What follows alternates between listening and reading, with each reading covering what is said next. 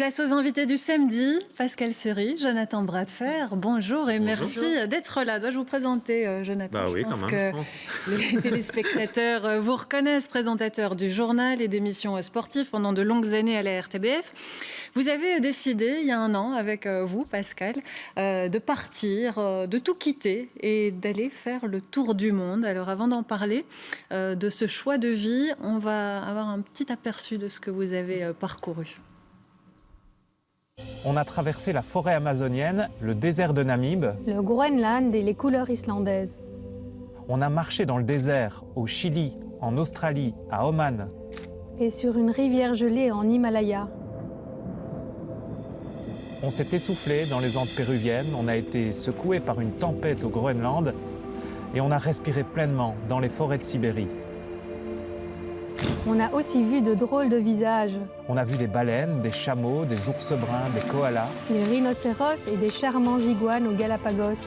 On a roulé les cheveux au vent en Australie, en Namibie, en Islande, en Norvège et à Oman. Oui bon, enfin Oman. Qu'est-ce qui se passe maintenant? Ça commence bien. On est embourbé. Les sous-doués en vacances, quoi. On a dépassé le cercle polaire arctique. On a rencontré des Belges en Colombie, en Éthiopie, à La Réunion, en Tasmanie. Et diable que c'était bien. On a vécu avec peu de choses, mais l'essentiel, à Cuba, en Papouasie-Nouvelle-Guinée. Oui, on a ressenti la douceur de vivre. Hawaï, Australie, Nouvelle-Calédonie, Vanuatu. On a connu l'extrême pauvreté au Bangladesh, en Éthiopie. Et le bonheur des Bhoutanais. On est passé de 47 degrés à Oman à moins 35 aux Zanskar. On a foulé des terres volcaniques à La Réunion, au Kamchatka et en Islande. On a rencontré la bonté, la beauté. On s'est nourri, on s'est aimé. On a partagé, on a travaillé, on a écouté le silence, on a été ému, on a ri, on a vécu intensément. Rien ne sera jamais plus pareil.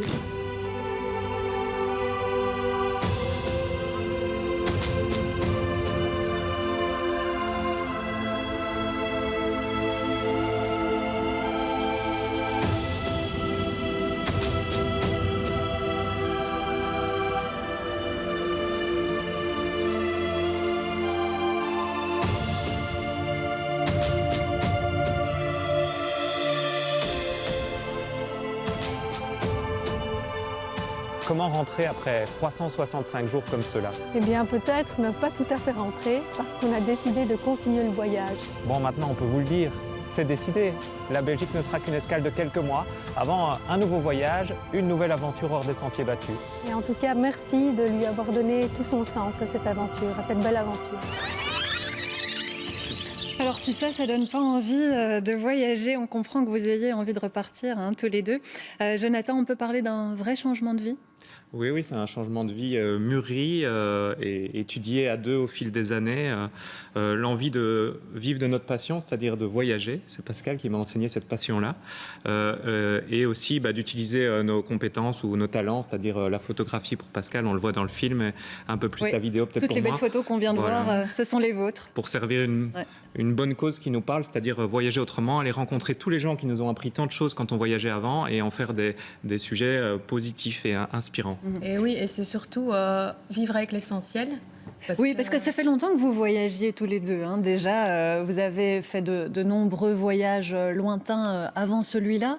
Mais là, il y a eu quelque chose en plus dans celui-ci. Oui, il y a eu un déclic. C'est pas qu'un voyage touristique, c'est vraiment tout un changement de vie, tout un mode de vie, parce qu'on a décidé de tout vendre avant de partir. On a vendu la maison, là encore toute la semaine, parce que ça fait une semaine qu'on est en Belgique, on a refait toutes les caisses.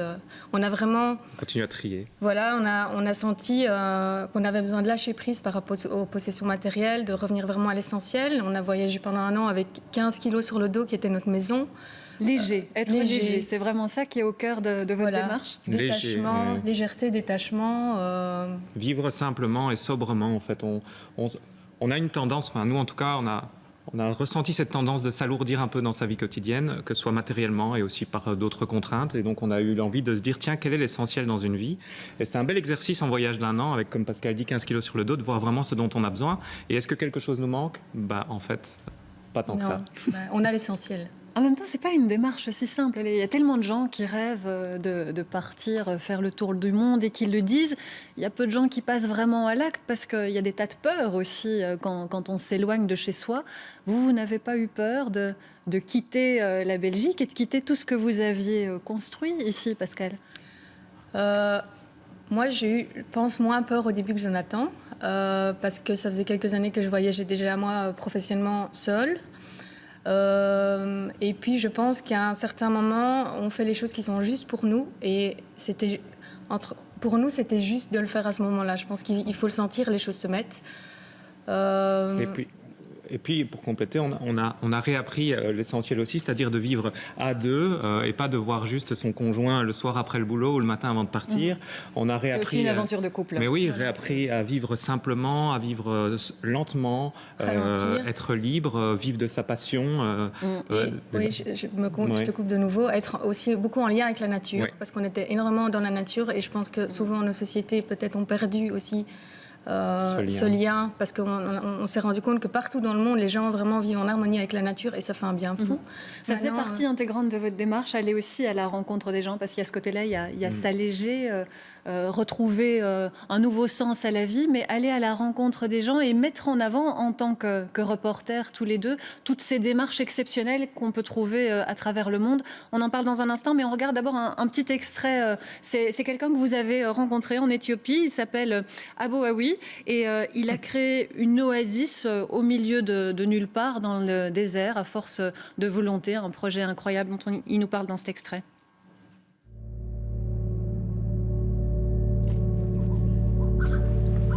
ያው አፕል ማንጎ እዩ ቡና እዩ ጉዕ እዩ ጥቅልል ጎመን እዩ አጠቃላሊ ኣብዚ ገዛ እዚ ኣብ ኢትዮጵያ ዘሎ ፍራፍረ ኣብዚ ኣሎ Voilà, parce qu'il y a votre aventure personnelle et puis vous vouliez partager ce que vous viviez à travers des films, à travers des images. Ça, c'est un extrait de reportage qui est passé sur notre antenne. Ça fait partie de la démarche. C'était vraiment ça. Et nous, initialement, on va vraiment se mettre en avant. Nous, on veut mettre en avant tous les gens qu'on a rencontrés.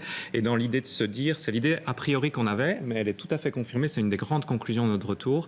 C'est que partout dans le monde, il y a un bon nombre d'acteurs de changement positif. C'est comme ça qu'on les appelle. Des gens qui font des petites choses. Même là, en Éthiopie, où le climat est aride, ils ont très peu d'argent pour mettre quoi que ce soit en place, mais les gens créent quelque chose avec souvent leur simple volonté. Et nous, ça nous a inspiré. On a remarqué que aussi l'humain est capable d'énormément de choses.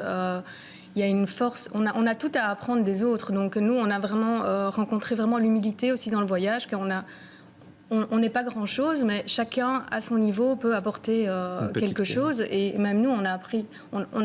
On sait qu'on ne sait rien, je veux dire, on a tout à apprendre des autres aussi. Et ça, c'est aussi un beau message du voyage. Tout à fait. Oui. Ce sera le mot de la fin. Il est très beau. Merci à tous les deux d'être venus partager cette expérience avec nous.